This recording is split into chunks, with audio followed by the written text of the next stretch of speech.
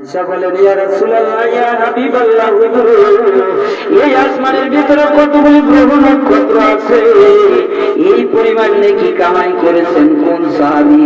আমি চিন্তা করতেছিলাম আমার বাবা হযরত আবু বকরের কথাই আপনি বললেন, কিন্তু হযরত আবু বকর আমার বাবা, হযরত আবু বকরের কথা না বলে আপনি বললেন হযরত উমরের কথা, যার কারণে আমার চেহারা মলিন হয়ে গেছে, বাক শক্তি বন্ধ হয়ে গেছে।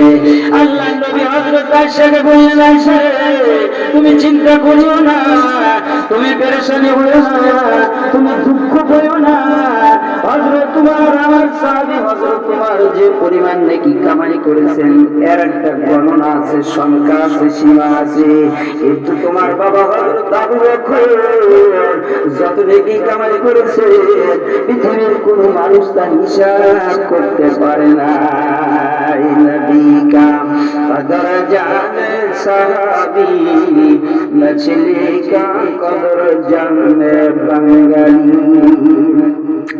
মুসলমান ভাইরা আমার, এই জন্য হযরত উমর রাদিয়াল্লাহু তাআলা বলেন, হযরত আবু বকর 2 রাতের আমল যদি আমি উমরকে দেয়, মাত্র 2 রাতের আমল যদি হযরত আবু বকর আমি উমরকে দিয়ে দেয়, তাহলে আমি উমর ঘোষণা করে দিলাম, আমি উমর বলে দিলাম আমার জীবনের সমস্ত আমল আমি হযরত আবু বকরকে দিতে প্রস্তুত।